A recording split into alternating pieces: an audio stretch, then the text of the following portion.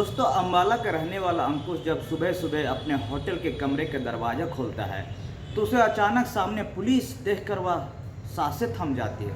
उसे समझ नहीं आ रहा था कि पुलिस वहाँ क्या कर रही है, लेकिन इससे पहले कुछ समझ पाता, पूछताछ के लिए पुलिस उसे गिरफ्तार कर लेती है, जहाँ पर उसे ऐसे गंभीर आरोप लगाए जाते हैं जैसे सुनकर उनकी हालत ख़राब हो जाती है दोस्तों। लेकिन जैसे जैसे यह मामला आगे बढ़ता है, पुलिस को कुछ शक होने लगता है और इसी शक के आधार पर जब पुलिस अपनी जांच इन्वेस्टिगेशन आगे बढ़ाती है, तब जाकर एक बेहद चौंकाने वाली सच्चाई सामने आती है। जी हाँ दोस्तों, बहुत ही रोमांचक और दिल दहलाने वाली कहानी है।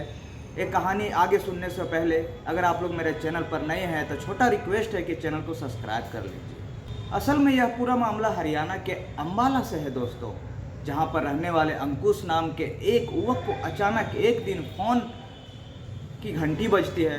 फ़ोन एक लड़की की थी, लेकिन जैसे ही वह लड़की अंकुश की आवाज़ सुनती है, वह कहती है कि शायद गलती से गलत नंबर डायल हो गया साहब। लेकिन फिर दोनों में बातचीत शुरू होने लगती है। बातों बातों में लड़की बताती है कि उसका नाम आरती है और वह दिल्ली की रहने वाली है और कुछ साल पहले ही उसके माता पिता गुजर चुके हैं। आगे वह बताती है कि फ़िलहाल वह दिल्ली में अपने मुँह बोले भाई के साथ रहते हैं और कुछ इस तरह से दोनों की बातचीत आगे बढ़ती है दोस्तों। कई दिनों तक दोनों इसी तरह से फ़ोन पर लंबी लंबी बातें करते रहते हैं और बातों ही बातों में दोनों में दोस्ती हो जाती है। लेकिन यह दोस्ती कब प्यार में बदल गई, अंकुश को पता नहीं चल पाता है। लेकिन आखिर कब तक दोनों फ़ोन पर ही बातें करते। तब एक दिन आरती ने अंकुश को फ़ोन किया और कहा कि तुम मुझसे मिलने के लिए दिल्ली आ जाओ। लेकिन जैसे अंकुश ने साफ मना किया, उसे कहा कि मुझे यहाँ पर बहुत ज़रूरी काम है, मैं दिल्ली अभी तो नहीं आ सकता। इस बात को सुनकर लड़की निराश हो जाती है, लेकिन फिर लड़की ने कहा कोई बात नहीं, मैं तुमसे मिलने के लिए अम्बाला आ जाती हूँ। अंकुश ने कहा कि ठीक है, तुम जब भी चाहो अम्बाला ज़रूर आ सकती हो। यह बात यहीं पर ख़त्म नहीं हुई, लेकिन इस बात जून के महीने में अचानक रात के समय अंकुश के पास आरती का फ़ोन आता है। अंकुश ने जैसे ही फ़ोन उठाया, आरती ने कहा कि वह उससे मिलने के लिए अम्बाला पहुंच चुकी है। अब यह बात सुनकर अंकुश को यकीन नहीं होता है। तब अंकुश ने पूछा तुम अभी कहाँ हो। फिर आरती बताते हुए बोलते हैं कि अंकुश उससे मिलने के लिए चला गया है। अब जैसे ही दोनों पहली बार मिले, दोनों बेहद खुश हुए और फिर दोनों अम्बाला के एक ही होटल कमरा के किराए पर लेते हैं। पूरी रात दोनों एक साथ बिस्तर पर बिताते हैं। लेकिन अगली सुबह जब अंकुश गहरी नींद में होटल के कमरे में सो रहा था, तब अचानक दरवाजे की घंटी बजती है।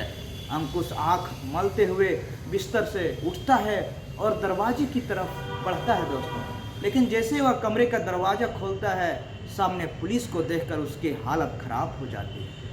असल में आरती ने 112 डायल करके पुलिस को यह सूचना दी थी कि वह एक होटल में रुकी हुई है। यहाँ पर अंकुश नाम के एक लड़के ने उसके साथ दुष्कर्म कर लिया है और यह सूचना मिलते ही पुलिस तत्काल उस होटल के कमरे तक पहुँच जाती है जिस होटल में उन्होंने रात बिताई थी।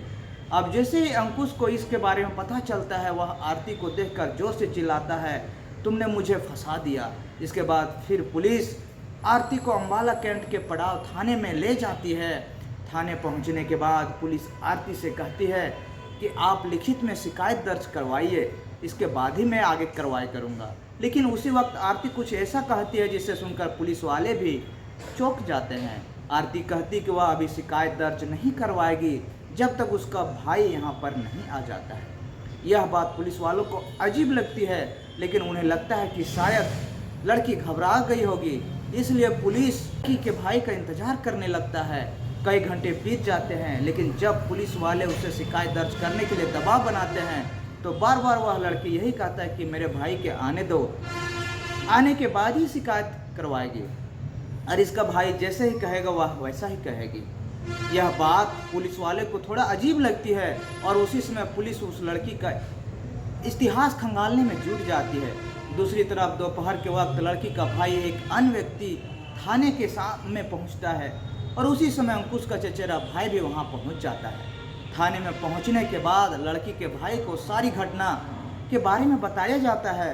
इसके बाद लड़की का भाई जो होता है अंकुश के चचेरे भाई के साथ थाने के बाहर जाकर कुछ बातें करने लगता है दोस्तों। नज़ारे को देखकर पुलिस को लड़की और उसके भाई के ऊपर शक होने लगता है।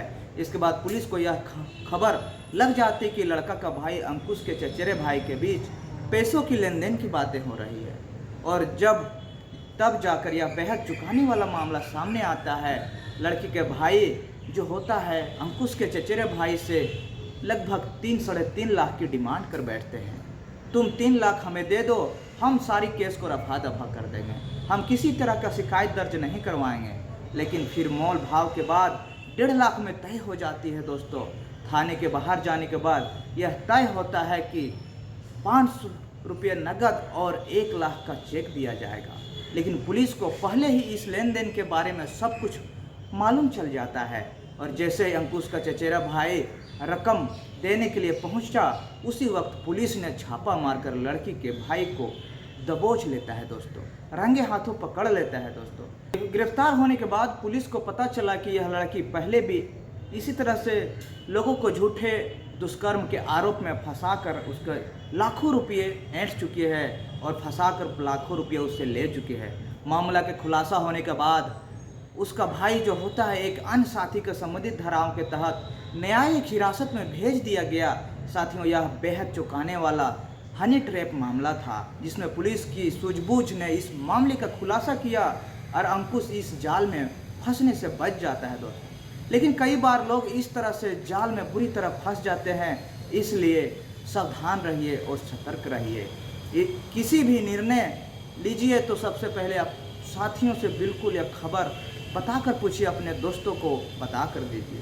दोस्तों, यह कहानी और घटना सुनाने का मकसद किसी का दिल या भावना ठेस पहुंचाना नहीं है, बस एक आर्टिकल के माध्यम से मैं जो जानकारी हासिल हुआ वो जानकारी आप लोग तक पहुंचाया। किसी तरह के संक्षेप या समाज में हो रही इस तरह घटनाओं का आप लोग सावधान रहिए और सतर्क रहिए।